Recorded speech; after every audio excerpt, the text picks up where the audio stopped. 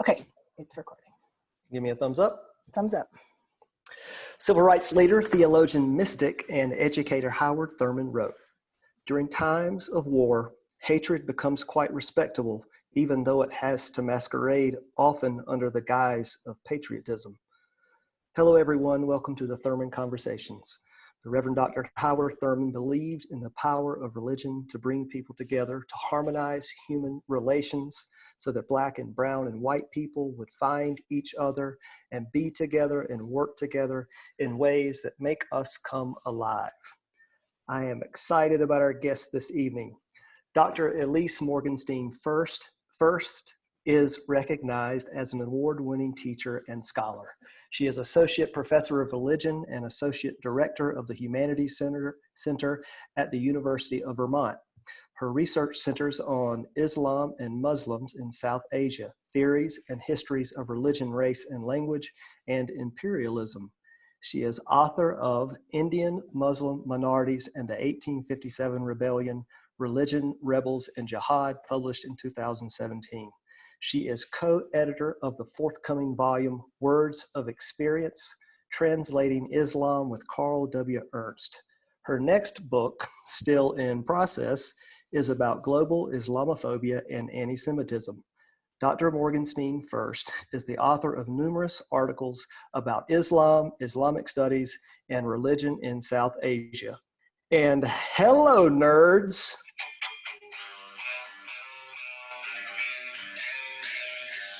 She is also the co-host and co-producer of the grant-funded podcast, Keeping It 101, a Killjoy's Introduction to Religion.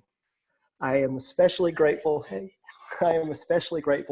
for our time with Ilyse, because my wife would love to not be the only Jewish person speaking about anti-Semitism in the church. So this is going to be a very good thing for my marriage. The Thurman Conversations is a collaboration between the Race Task Force of the Episcopal Church in Colorado and St. Paul's Episcopal Church in Lakewood. Our series is produced by Michelle Auerbach. We live and work on the unceded territories of the Ute, Cheyenne, and Arapaho peoples. We acknowledge those communities, their elders, their stories, past and present, and the emerging future that dismantles the ongoing legacies of settler colonialism. Welcome, Ilyse. Hi, that was a fantastic introduction. I was not expecting theme music to play. That just made my night. Good. I'm glad. I was humming that. We went to the farm earlier, and I was humming that the whole time we were going. It's catchy. So it's very catchy. Let me say another word to our listeners. Listeners, remember, if you have questions as we move through our conversation, feel free to write them in the chat. Our producer, Michelle Auerbach, will pull those together for us, and we'll answer as many as time allows. So at least before we turn you loose here, we want to allow our guests to be honest and direct without pulling any punches. We are here to be challenged and to learn, so please say what's on your mind. And personally, I've become accustomed to having a Jewish woman set my ass straight. Excuse me, did I say that out loud? So again, welcome. Nice to have you. Thank you so much for having me and for gathering what is a little earlier in the day for many of you, and I assume overlapping with dinner, and frankly, like in a week that many of us could use a break from our screens, but probably need a swift kick in our collective rears about white supremacy and our complicity in it. So I appreciate all of your time. Yeah. It's a little late for you. I know you're on the East Coast and you had classes today, taught today, got kids. So, you know, we appreciate you spending your time with us. So one of the things that Michelle points out to me all the time is how weak Christians, are prone to saying some hurtfully anti-Semitic stuff without realizing it. Can you help us understand not only what those things are, but how they affect Jewish people who hear them? Yeah. So I want to be really clear about a couple things when we get moving. So in your beautiful and frankly deeply embarrassing introduction, because it's really hard to listen to people talk about your work as if it's I don't know, like a trophy wall or something. Mm. I'm absolutely a scholar of Islam, but I am a Jewish woman.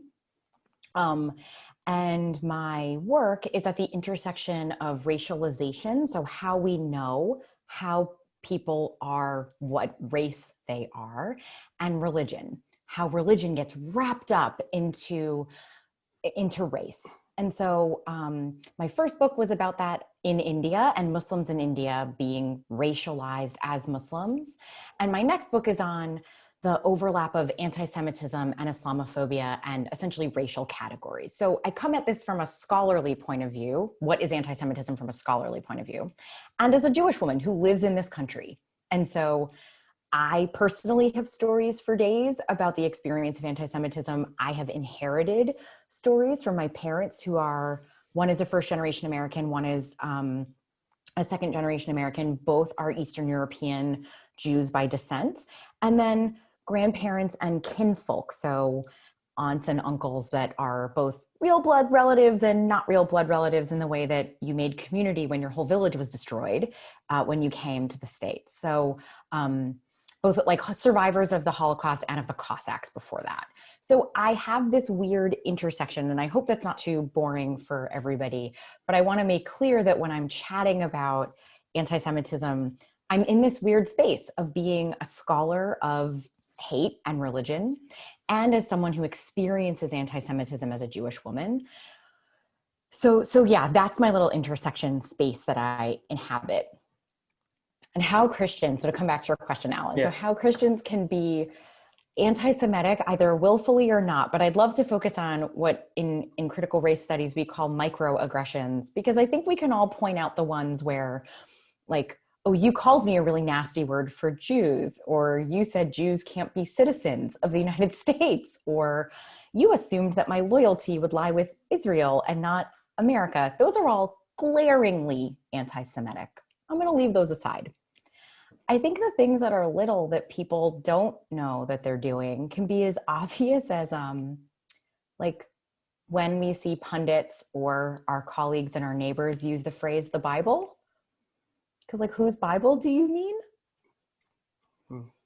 I had to learn, and this is embarrassing, I assume, Christian friends, but I had to learn in college that when Christians said the Bible, they also meant mine. I did not know that, because your Bible is not my Bible. And when you say the Old Testament, I do not know what that refers to, because it's not, I'll call my book the Old Testament. I don't roll up to my place of worship and be like, I'd like the old version of this book, please. I want the antiquated one. So I didn't know that. And I was a temple brat. So my grandfather literally laid the foundation of our synagogue in New Jersey. Like literally there were pictures of him digging the foundation out.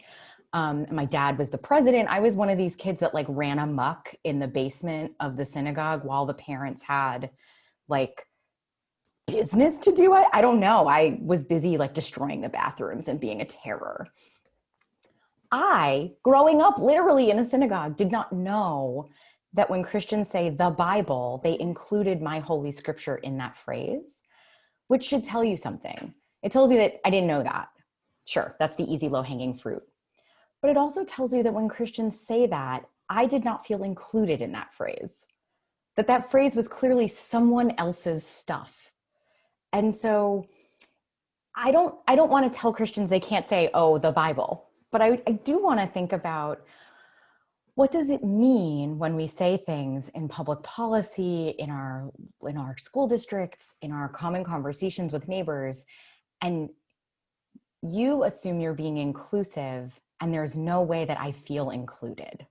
And that's one of those like microaggression spaces for me. I don't want to just filibuster. Does that make sense? No, that totally makes sense. So what would be, I mean, our intentions aside, what could we say that was better than that? Yeah. I mean, I know that the Tanakh is your holy scriptures. Does that seem, if I said that to you, would that be totally okay? I think so, question mark. What's the I am question? personally woodgy about like, I I think Hebrew Bible is fine. I'm okay with English language speakers using the English language word for it. Like that is okay with me.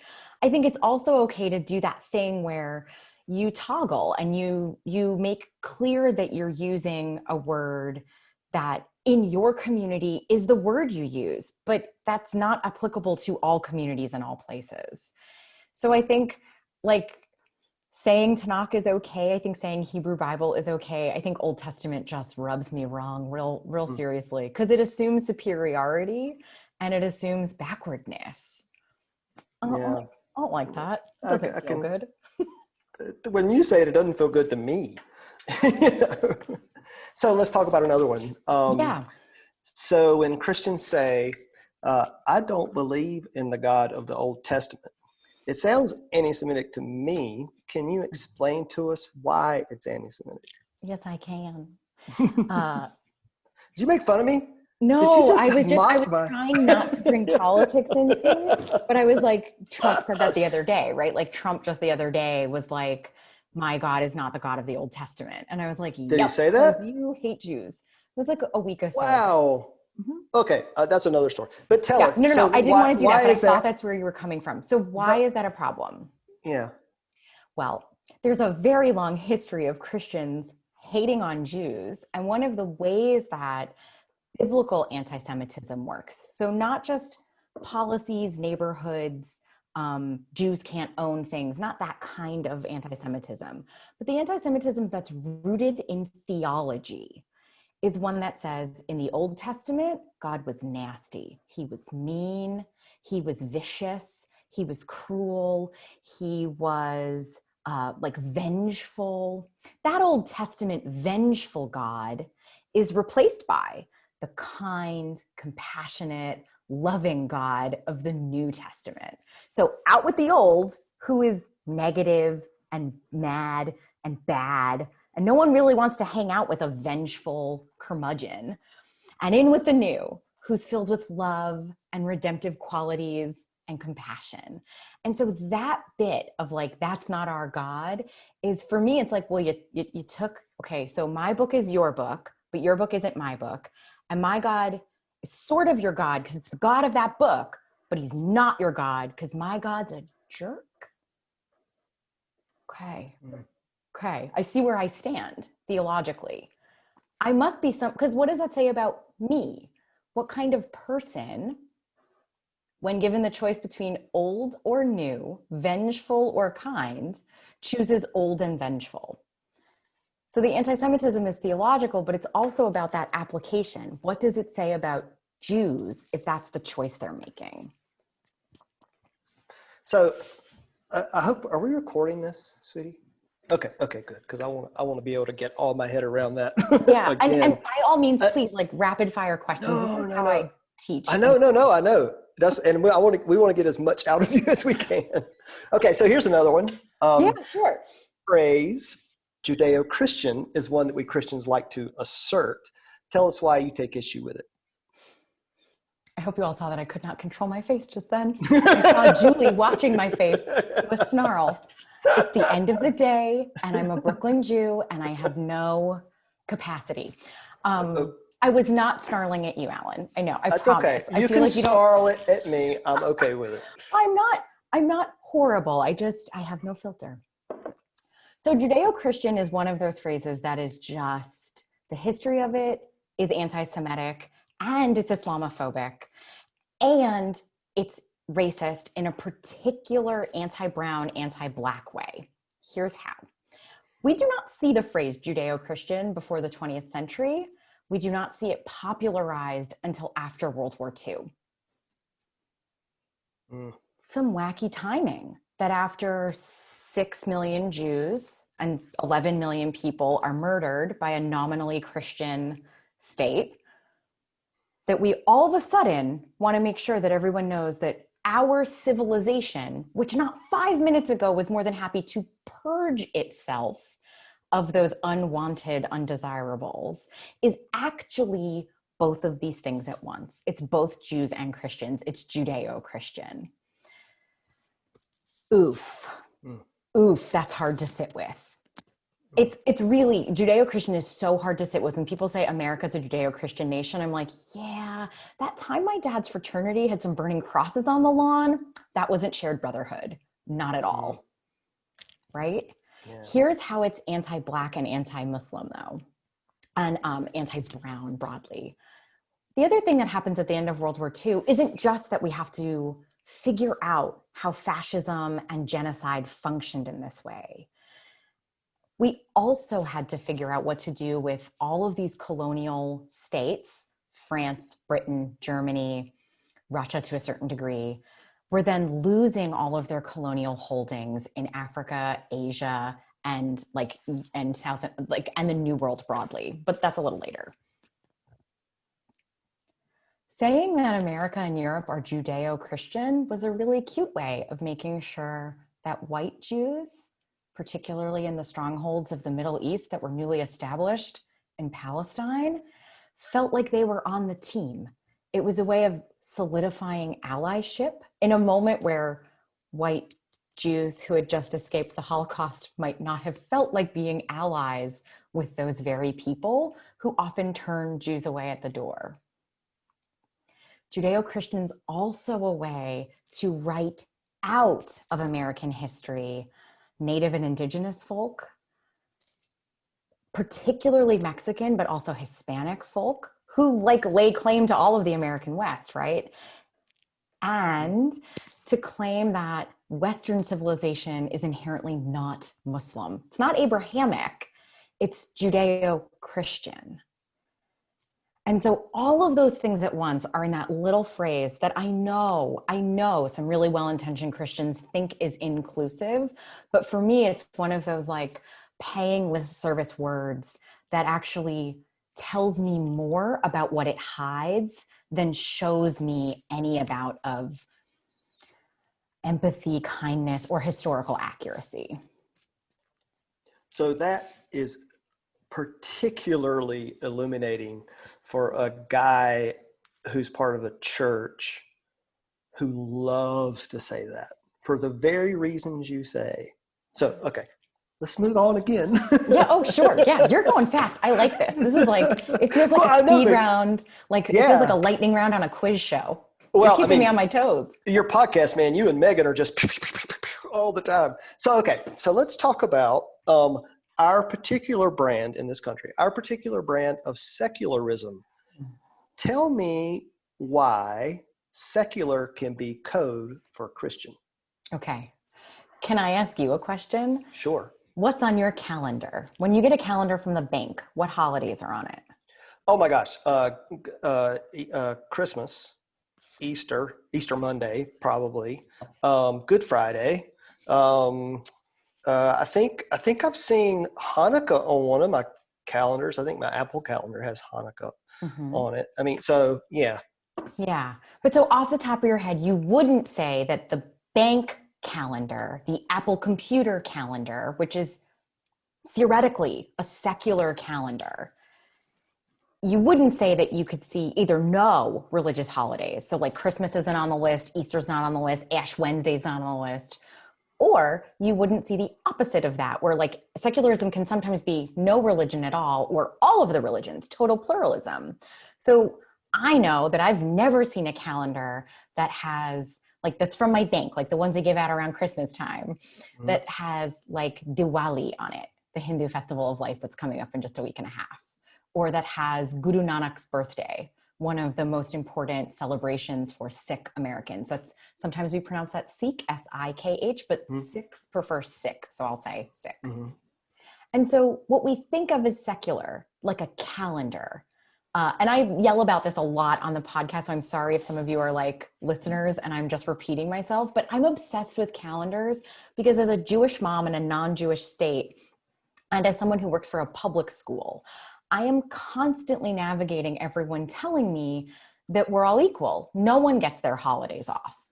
And it's we get a month off for Christmas and I'm at work the day before Yom Kippur. I'm at work until 3:30 on Yom Kippur and I'm at work the day after. And I could take more days off, but those are sick days or vacation time. And my colleagues who celebrate Christmas or don't, Christians who don't even bother to celebrate, have the option, right? You can see one family on Christmas Eve and another family on Christmas Day, and you could see your in-laws on the day after that.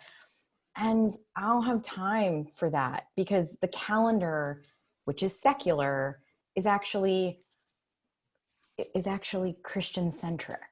And so that's just like one tiny example, but calendars are something that we all have in our pockets now with phones. And so I encourage you, see what holidays come prepackaged and which holidays you need to subscribe to a special iCal, GCal, imported calendar. Because I know I have to subscribe to a Jewish calendar in order to see when Rosh Hashanah and Yom Kippur are. And I have to subscribe to a separate either Islamic calendar or an interfaith calendar to see other holidays. And when I look at my university calendar, for example, right, a public school supposedly serving whomever comes, the holidays that we have listed on our calendar are Christmas and Good Friday, because we get off for Good Friday. But I have to dig 4 clicks in to find that interfaith calendar for Ramadan, even though that's a holiday that, like, you know, it's the world's 2nd largest religion. How many Muslims participate in that? Imagine Christmas not being on a calendar. Because I'm honestly, I'm not sure I could imagine that possibility. And so what does that feel like for Muslims at a public secular institution to see that their holiday doesn't even get nominal mention on any of the university calendars in the way that Christmas might? So you mentioned Good Friday, and every Good Friday for over 20 years, I've read the Gospel of John that refers to the Jews. And I know John's not he doesn't say it the same way all the time, or whoever wrote it. But our language is particularly anti-Semitic on the day that you have to take off for the Christians. And that can't feel good. Okay. Moving on. Yeah, Good Friday is hard. It is. Good Friday is hard. It's hard. Yeah. Harder for you. And I don't even know what to say. Good Friday is not harder for me.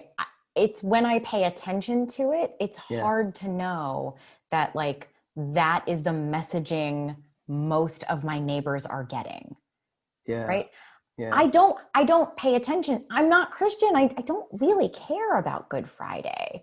Right. Like, it's not my thing, in the way that y'all probably do not give a care about Hanukkah.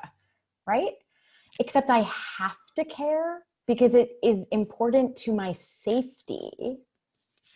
And it has historically been important to people who look and sound and are part of my community. Safety to know that Good Friday equals anti-Semitic sermons. Yeah. Because how do you not know that? Because that could really, like, your physical safety historically has been questionable on that day. So, like, it's harder for us, I guess, but I wish that I had the freedom to not think about it at all. Cause, like, I like have your holidays. I love holidays. I'm a religion professor, but, like, I don't care about a lot of holidays. So why do I have to care about those ones? And that's where that, like, Christian supremacy and Christian centricness of this nation are really prevalent. They're really prevalent. So what about Halloween? What do I care about it? I mean, I have little kids, so I care a lot about Halloween. I'm raiding their candy jar as I've got a pile. You guys can't see, but I have a pile of, like, Reese's peanut butter cups that I stole from the little one. So I care about that. So go ahead. Sorry, go ahead. No, you. I was going to say, I think I'll speak as, like, scholar hat on. I think some Jews in some communities, particularly the more, let's say, I don't love this phraseology, but the more observant or more conservative Jews have had problems with Halloween in the, like, is this ours? This isn't our holiday. Should we do this? I don't know. I come from a strange background of, frankly, socialist Jews from a, like, somewhat, if these words make sense to you, great, Reconstructionist and Reform and conservative set of synagogues. So, like, truly weird American religion stuff.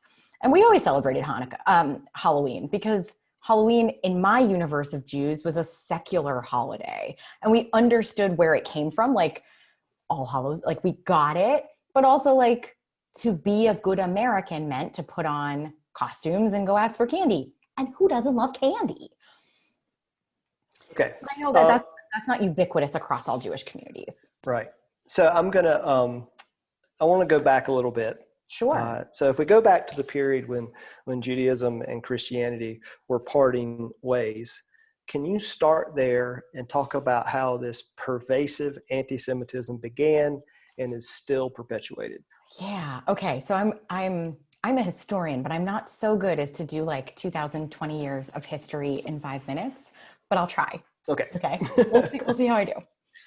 So some of what happens in early Christianity is that early Christians are defining themselves against other people, particularly within the Roman Empire and among Hellenistic groups, right? So in that early moment, some Christian groups are... When you say Hellenistic, you mean Greek? Yes, sorry. Okay. Thank you. Mm-hmm. And so in that space, Jews had already been persecuted. Like the Romans didn't like us, the Greeks didn't like us. There's all sorts of laws about like banning circumcision and really offensive levels of taxation. And that goes back and forth. Some emperors are okay with the Jews, some aren't. It's classic, it's like classical history, literally. And so Christians emerge in that space. And as Christians are defining themselves against Jews, right? So like if Jesus is a Jew and then the followers of Jesus are not, how do we make those distinctions? Some of that looks like they're the bad guys, we're not them. Some of that looks like, hey, we're all kind of getting shat on, so what should we do here? But a lot of that ends up looking like power. So eventually Christianity becomes a dominant force and has quite a lot of followers. And in some ways, Christian inherited the world that was existing, which had strands of anti-Semitism in it. And in other ways, there was real motivation to making sure that the new got rid of the old. And so you see that in early emerging Christianity. And if you are interested in that particular period, I will give you a bunch of resources and scholars to go check out. That's not my period. But as we move across history, you can't talk about Christianity without talking about imperialism, whether that's ancient imperialism, like what becomes the late Roman Empire and Byzantium and the rest, and the more modern stuff with the kings and popes of Europe who really saw Christianity as a way to conquer the world and as an excuse to conquer the world. And in those spaces of power, the old, the outmoded, the racially different was a thing to monitor and sometimes to persecute and oppress, sometimes to let be on their own away from the centers of power, and sometimes to conditionally accept within inner circles of subjecthood. But where that distinction was always part of it, the we are not this, Christians are not Jews, and Jews are doing something fundamentally wrong. It's a different fundamentally wrong than what happens later with Islam. For Christians, and I'm overgeneralizing because I'm doing all of history in 5 minutes, but for Christians, that anti-Semitism really was about, don't confuse me with the beta version. We're the new and improved. They have it wrong. Their stuff is ethnic, it's racial, it's tribalistic. Our stuff is universal. It applies to everyone. It's civilized. So get on the trolley. And these idiots won't get on the trolley. There must be something wrong with them. So we either keep them out of society or we conditionally let them in. So like, do they serve a purpose to us? Or yeah, I'm worried I'm rambling. No, you're doing really well. So keep going. Yeah, and that's different than what we see when Christians encounter imperially Muslims and other folk around the world, right? So where Christians kind of have a straightforward look, and with Jews, it's like, you're old, we don't like this, we're not you, you're doing this wrong. everything about the way you approach religion is incorrect, to the point where, like, you know, and I'm sure you know this more than me in some ways, but in the 17 and 1800s, it was really popular for Christians to write these really long diatribes about why extracting the Hebrew Bible from Jews was the right thing to do, because Jews can't be trusted with it. It's really important. And it's so universal, and it's so foundational. But those Jews are too dumb to appreciate it. So it's nice that they guarded it for us, but like, get rid of them. They can't get it. When they encounter Muslims, Christian empires in particular, it's a similar set of logics, because Muslims assume both Bibles as part of their own scripture and part of their own religious content, right? Like, my favorite fun fact about Islam is that the Virgin Mary appears more in the Quran than she does in the Bible, right? So like, she's there, she's famous, she's popular. But what Christians do when they meet them, it's not, oh, we're old and they're new, we better shape up and ship out. It's, this is a bastardized, incorrect, derelict, deviant understanding of our God. They are wrong. Muhammad's a false prophet. Stay the course. So you see this sibling relationship of like the old fuddy-duddy, they can't get with the program, and the new, out there, wild, incorrect. And that kind, and for me, like, I'm veering into Islam because that connection of, we all kind of share the same characters. And if you really get down to brass tacks, a lot of the same words for God. And many, many Muslims and many, many Jews would say, this is the same God. It's just three different ways of conceptualizing it with really, really important differences. And Christians are less comfortable saying that. And so some of the anti-Semitism and Islamophobia is about who wants to win and a certain sense of exclusivity and superiority. And I'm not saying Jews and Muslims don't have their own sets of exclusivity and superiority and we're right and this is the right way to do it. But historically, there's been less access to power. And so that power piece really matters. And has been the real hotbed of where you see persecution, oppression, and genocide. And hateful rhetoric. Yeah. So Julie Maxwell just posted, Christianity is a typical middle child. Okay, so I want to open this up a little bit. And so I'm going to ask you to sort of hold in your head that when I say white supremacy, I want you to think Christian supremacy as well, and you can tie those together for us. So we talk a lot here on these conversations about white supremacy when it comes to Black, Indigenous, and people of color struggles. How does the problem of anti-Semitism and Islamophobia tie into that? Into the struggle for Black, Indigenous, and people of color. Can you make a connection there for us? Yeah. So for me, white supremacy is never just white supremacy. It's the pinnacle of white supremacy is white Christian supremacy. And so when we say white supremacy, Jews are white. And in America, in this moment, Jews who are, especially of Eastern European descent, are white folk. And so we can participate in white supremacy. And white supremacy has often been anti-Semitic. So we can both benefit from white supremacy and find ourselves victim of anti-Semitism, which is a piece of white supremacy, because white supremacy encompasses, or at its finest, and I want you to, I could do scare quotes. You can see my scare quotes, at its finest, which is like really its most disgusting, is it's not just about whiteness, it's about Christianity. And like the history nerd in me wants to tell you all that we can see that in court cases. So the way that we knew people were white legally in this country often came down to skin color and tone. We know about the paper bag tests. We know about Native folk being systematically denied whiteness, regardless of how light their skin tones might have been. But one of the really fascinating things that my students always blows their mind is that when Muslims started to immigrate to this country, really at the end of the 19th and the beginning of the 20th century, there were all these lawsuits. Count us as white. We'd like full citizenship, please. Thank you very much. And in court case after court case after court case, didn't judges say, well, they look white, but they're Muslim, and that disqualifies them. And so that white supremacy is also about Christianity.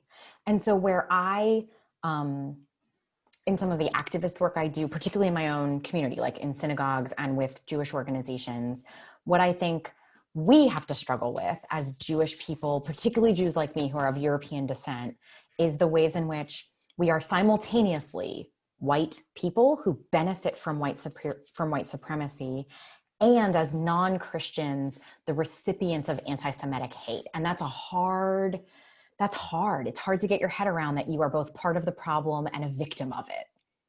And so that's a struggle in my own community. But that white supremacy is never the whole story, because we know that Christianity was a litmus test, just like paleness was a litmus, or where you from in the world was a litmus test for, could you be a citizen?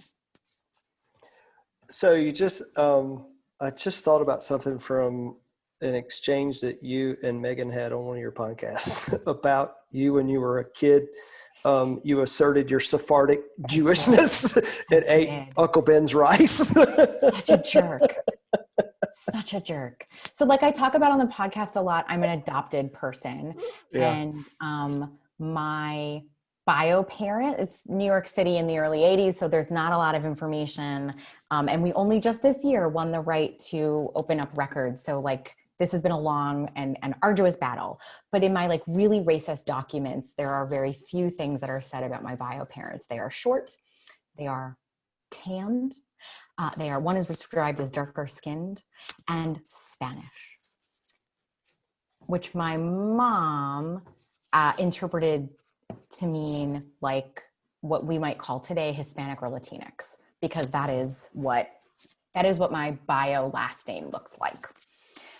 So there were complicated ways that I navigated that as a kid. And my parents are like white people. Like they are pale. Everyone has blue eyes in my family. They look German. They're all from like Germany. And I'm 4'10" and a half. And so I learned in Hebrew school that Sephardic Jews might have, like, because like that Spanish word sounded familiar. So Sephardic Jews and Ashkenazi Jews. Yes, can you tell us a little what the difference is? Ashkenazi Jews tend to be from Eastern Europe, what we might think of today as Germany, Poland, Hungary, Russia. And Sephardic Jews tend to be from like the Iberian Peninsula, Portugal, Spain, parts of France might count. Sometimes we count Northern Africa, but often those Jews we call Mizrahi, or like from the Middle East broadly. There are other divisions, but that like Spanish word that I, like one of these 4 descriptive words I got about myself biologically showed up in this paperwork. And I held on to it because when I was a kid, and the rules have changed. There are Jews in the room, don't yell at me. I know I'm allowed to eat rice now within conservative kashrut law, but like, when I was a kid, you couldn't. Rice was not allowed during Passover, except for Sephardic Jews, because I was a reader and I read this in Hebrew school. And I was like, oh yeah, I'm cleaning this bloodline. And I would sit and make Uncle Ben's minute rice and like just eat it in front of my like Ashken and be like, this is because of blood. And it was like, but also like Jews have a bloodline problem. And as an adopted kid in Judaism, it was really stressful for me when everything was about this is about your parents, this is about your bloodline, this is about whatever. And it was like, well, I'm not my parents' bio kid. So how does that work? And one of the ways I acted that out was in rice consumption during Passover. Yeah. So the race question is really complicated internally to religion and externally to others. So you became an activist by eating white Uncle Ben's rice. Sure. Basically. I mean, I became an activist because my family raised me and they're a bunch of socialist Jews from New York, but also because I really just wanted that identity marker that was mine. That's awesome. Okay, so if we assume that all the guys who look like me and have my experience and my religious claims and all that, if we assume that we want to become more literate in all this and add it to our growing awareness of how supremacy and power works, what should we do? I think running things like this and attending things like this is good, but I'll say what my co-producer, co-pilot in life, Megan, says all the time, which is you have to do anti-racist work. So you have to actually do it. It's not enough to read about it. It's not enough to talk about it. You have to like go and be active. And so what that might look like in your own church community is calling out on Good Friday how anti-Semitic this stuff feels to you. It might look like if you engage in ecumenical kinds of conversations with local Jews or Muslims, it might look like doing that extra step of like, hey, we're going to serve food imagining in the future when we can all be together and share food again. But it might look like saying before you're asked that there will not be pork products at your event. It might look like, right, because all Jews worry about this all the time, where it's like, we have to keep in mind kosher law. And you could either say, we promise we won't have bacon here, so that instead of me asking you to accommodate me, you have already done the work to show that you know a little bit about me, right? Because again, I have to know about Good Friday. You have to know that I don't eat bacon. So you could either ask, what can I do to accommodate you? Or you can say, I already have a game plan for food. I think this is kosher. Does that line up with you? Right? And there are loads of ways that like some Jews wouldn't respond to that, but showing that you know something is a good way to make your neighbors feel welcome. You could look at your K-12 school district calendar and ask the question of, should Ramadan be on this calendar? And that's regardless of whether or not there's a sizable Muslim or Jewish population in your neighborhood. Because that's a clapback I get a lot is, well, but we don't have any Muslims. And it's like, sure. But what if you did that work because it's the right work to do, not because it serves the one family?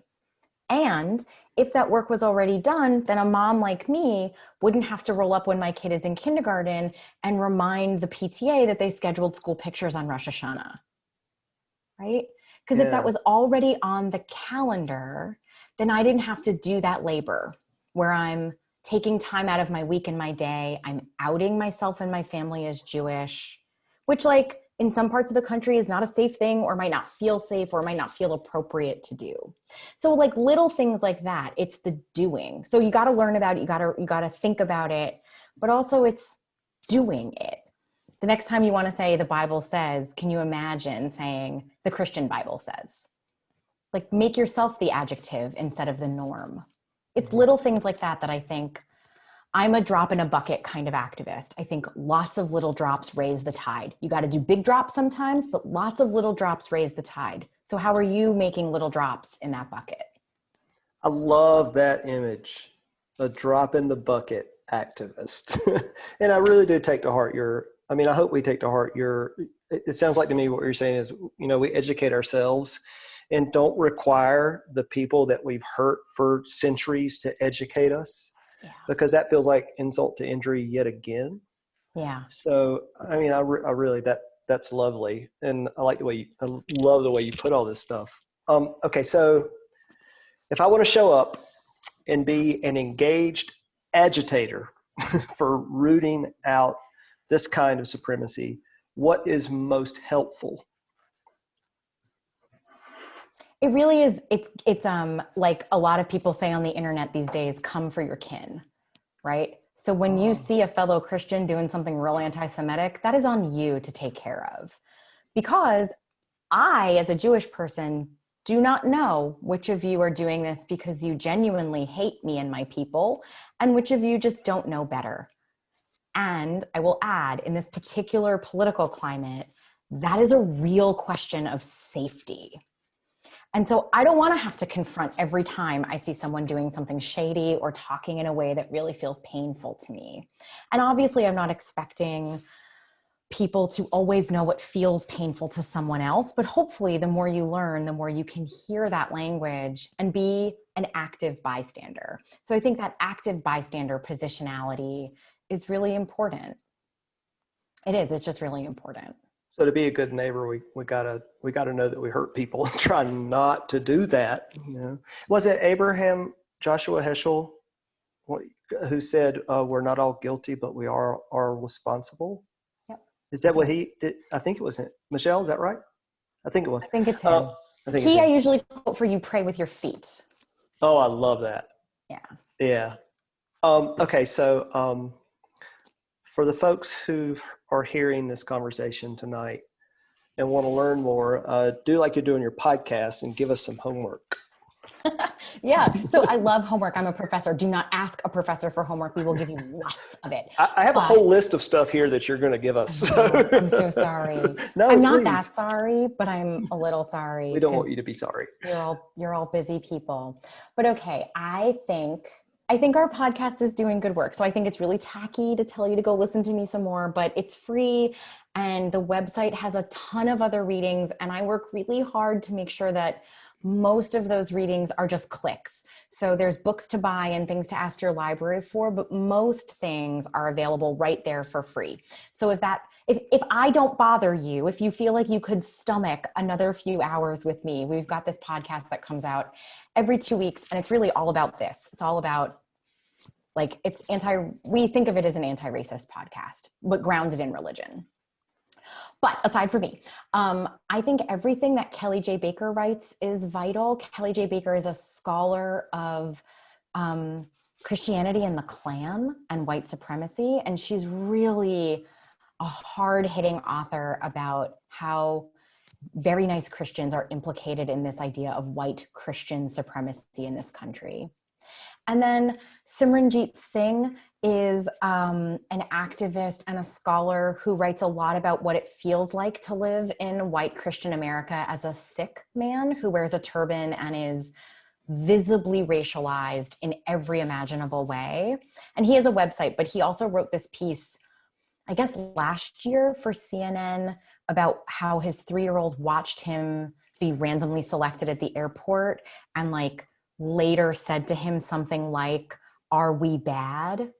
And so for him as a new dad, watching his daughter learn that their religion would be seen as bad was so much more gutting for him than just experiencing it as a man who goes through the day with a beard and a turban.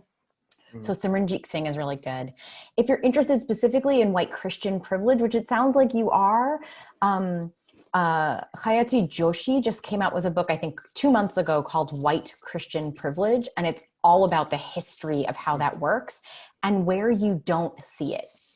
We see it where we see it, and then where we don't even notice that it's there.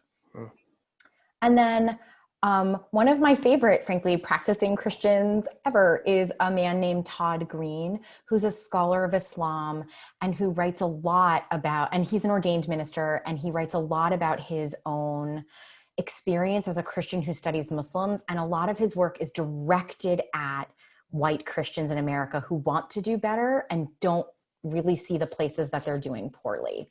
And his work on the whole is fantastic, but his book, about Muslims and white Christian supremacy in Muslims is called Presumed Guilty: Why We Should Not Ask Muslims to Condemn Terrorism. And it's all about why those kinds of questions are inherently racist.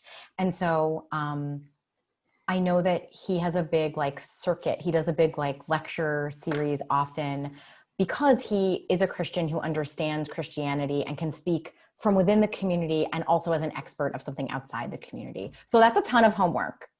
That's good homework. Okay, so I want to get into some questions. Great. And I hope our producer might let us drift here. So one question we have is going back to the thing about I don't like the God of the Old Testament. So what do we say in our Christian circles when somebody says that, other than, dude, that's anti-Semitic? What's a loving way, I guess, for us to speak to each other and I don't know, help each other in that? I don't know. This is kind of a wacky idea, but for me, I don't find my God that way. So I'm not really sure why you read my God in that way. So I almost want to say can you study the Bible ? Find me the passages where that's true. Find me the passages where that might not be true. Because again, my community finds hope and love and beauty and kindness and compassion in the deity we choose to worship. And so like, I almost don't know how to answer your question, Alan, because it feels so untrue to me and so like a stereotype that, that it feels like something you're putting on there that's not really there. And like, I get it. Like I've read the book of Job, like that God's hard, right? Like Right. the book, Right. you know, like in thinking about like asking Abraham to sacrifice Isaac, that's a hard thing to think about. But the way Right. Jews read it is like, that's hard. And look at this compassion, look at this empathy, look at this love. Right. And so at some level, like if your community isn't seeing that, that feels like a failure of creative reading, because we do. Yeah. So I gotta, you know, when I hear this, and I think Michelle and I've talked about this too.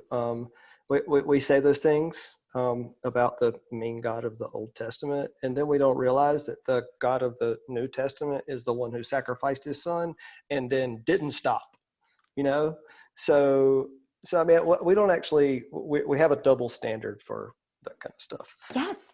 Oh my God. I could talk for days about like how horrifying I find crucifixion as a Jewish person. Mm-hmm. And like, I could tell you all sorts of stories about like when the British show up in India and indigenous Indians and Hindus were like, you want me to convert, but you want me to take communion and you think that's your literal God. You want me to eat your cannibals. Like we're out. And so like, a classic line in academia is to make the familiar strange and the strange familiar. And so just because you're familiar with the Passion of Christ doesn't mean it's not strange. I find it strange. Yeah. And like gruesome. So like and that's what I mean by white Christian privilege, right? Like Christians are often in this country not asked to account for the strange, the weird, the sensational, the troubling, the problematic, the gross that exists in your own traditions. Whereas those of us outside of that always have to account because we're in the hot seat. So I wonder if a better answer to your question is like, do a Bible study, but also could you imagine yourself in the hot seat? Could you imagine what someone else might think about your tradition that never had read it before and where they might feel horrified by it? Right. Right. Other than saying this is just what we believe. Yeah. Something crazy like that. Okay, so I've got a question here. I need to formulate to be able to ask you it because it's not in my head yet. But so I want to, while I'm doing that, tell us about, because I heard you and Megan talk. I love your and Megan's conversation about this on the podcast. Tell us about being religious. If you can, I think this might have been Megan's shtick, but if you can, say a little bit about who gets to be spiritual. Talk briefly about that because I think it's so fascinating, y'all's conversation about it. Go ahead. I do not love the word spiritual. Me either. I don't like it because only white people get to be spiritual. Right. Only white people get to be spiritual. Same Muslims don't get to be spiritual. Muslims are Muslims, right? To outsiders. Muslims in their own lives are spiritual. I want you to hear me say that. Mm-hmm. But like, I think on the podcast, I said something like a guy named Muhammad Ali, you are going to assume things about his religiosity regardless of what he tells you. Ahmed. I think that's who you talk about. He's a comedian, right? Ahmed is a comedian who does this whole bit of like, I'm an atheist, but that doesn't matter at an airport. Oh yeah. Right? Yeah. Wow. Because it doesn't. That's where this race piece of it falls in. Same with, and I told the story about Freud's Christmas tree on the podcast, but like same with Jews. You could be an atheist Jew. That did not matter in Nazi Germany, not even a little. And it doesn't matter like for people like my grandparents who told stories about like the Steen on their last name, not getting them reservations at a hotel. Or when I was admitted to college, I never checked the box for Jewish, but I was immediately sent all the emails about the Jewish community on campus because like my last name's super Jewish, right? So there's a way in which like, who gets to be spiritual is about who gets to look normative enough that they can walk away from their tradition and not have it stick to them like glue, and who gets to dabble. And white people get to dabble. We get to do yoga. We get to like get Buddha planters at the Home Depot, even though that's somebody else's God and they're planting stuff in it. It's not funny, but I mean, the It's way you messed say it, up, yeah, it is. right? But that's Yeah. spirituality. Mm. But at the same time, do you think Chinese Americans who are also Buddhists get to have that freedom of practice, of movement, of um, yeah. So that question of like what you get to do, what you get to choose religiously in this country is rooted in white Christian supremacy. You know, I was reading just briefly because it sets up my our next question. Yeah, go for it. De La Torre's book about white privilege and Christian Eurocentric Christian religion. He was talking about how we white people like to have talk about diversity, so that we can make ourselves feel better. So every time we try to recruit diverse people of color into our mostly white communities, we think we're like having an equal conversation. And he's saying, what if I don't, as a man of color, what if I don't want to come sit with the people who have oppressed me? You know, so with that sort of, that's what I felt when Michelle sent me this question. How do we build coalitions so that we can take care of each other, knowing we are seen as asshats, her word, by Jews and Muslims? I agree with their word, by the way. Help us with that. I think there's a few things going on. I think Jews and Muslims in this country in particular, and I'm going to give Jews a lot more leeway here than Muslims. I think Muslims have a lot more reason to be freaking suspicious of any white Christians coming at them because of the last 20 years. Right? Yeah. Like New York City had cops in every single mosque, and they are still stopped at every single airport. And we have a literal ban on Muslims coming out of the federal government that like half of our country voted for. Yeah. So like, y'all have a lot of work to do with Muslims, period, the end. And if they want to be distrustful of you forever, they're allowed, because like the 400 years before that was all about imperialism and genocide in Muslim majority countries, not to mention all the ways that we've messed up democracies in the Middle East and beyond. So like, I don't know, that's a hard row to hoe. And I really feel like it starts with a place of humility. Like you got to apologize for that shit and you got to mean it. And like, I assume you've had conversations about reparations, and that's part of it. I don't know where, and I'm assuming immigrant Muslim communities here, but that's a whole other issue with Black Muslim communities. So like Muslims are harder. Jews have a long history in this country of very badly wanting a seat at the table and being very willing to take the one seat in an ecumenical meeting reserved for the Jew, right? Christians get like the Lutheran, the Episcopalian, the four kinds of Catholics, and like the 9 other like Bible church guys. And then there's like one seat for the Jewish, like for the local rabbi, right? Yeah. We're used to that. And we're often happy just to have the chair. Yeah. I'm less happy about it. You can tell I do not like ecumenical work. I hate it. I hate being everybody's pet Jew on one of these tables. That's why I stopped doing it. Yeah. Not personally, like I cringe at interfaith language because it usually means like a jelly bag full of Protestants, a bunch of Catholics, and like me and the imam. Right. And so like, what's interfaith about that? I don't really know. I can't represent all the Jews, but I'm off topic, but I want to make sure that I think you need to, honestly, I'm going to say that I'm just going to own my grump. I think you need to hear how painful and how patronizing that can be. So like, if you want to build coalition, you got to actually build coalition. Like you have to invite me when I can make it.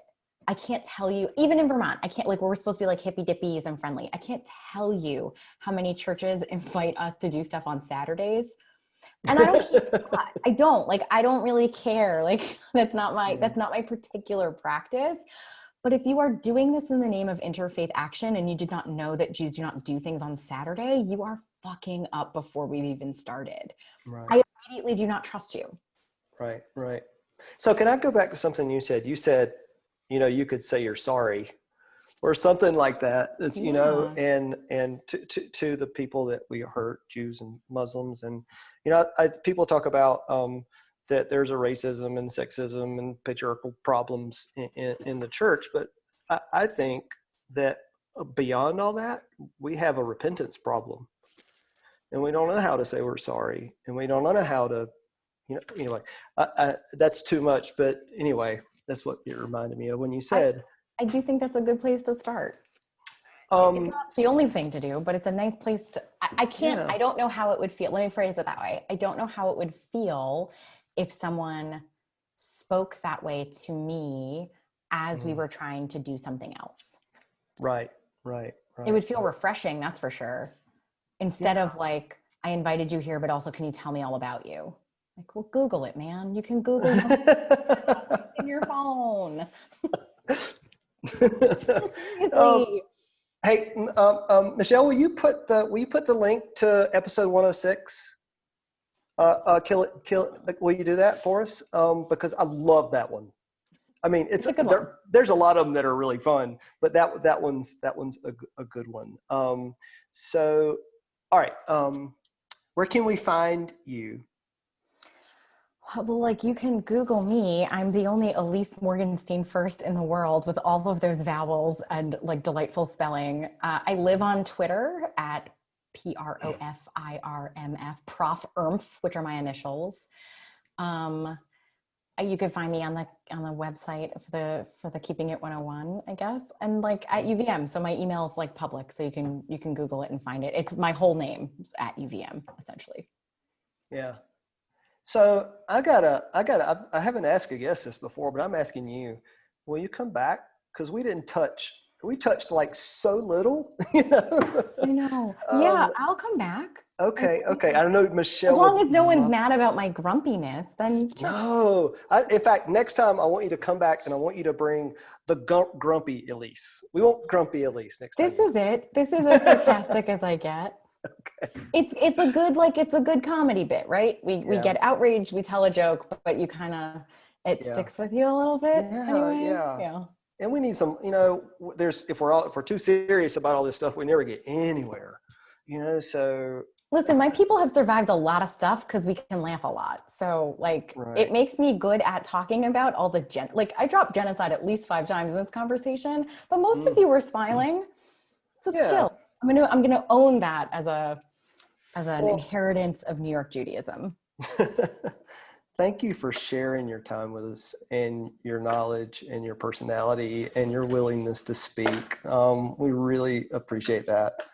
I know we've got another one of these coming up, so stay tuned. I think we're on the 19th. Is that right, Michelle? November 19th.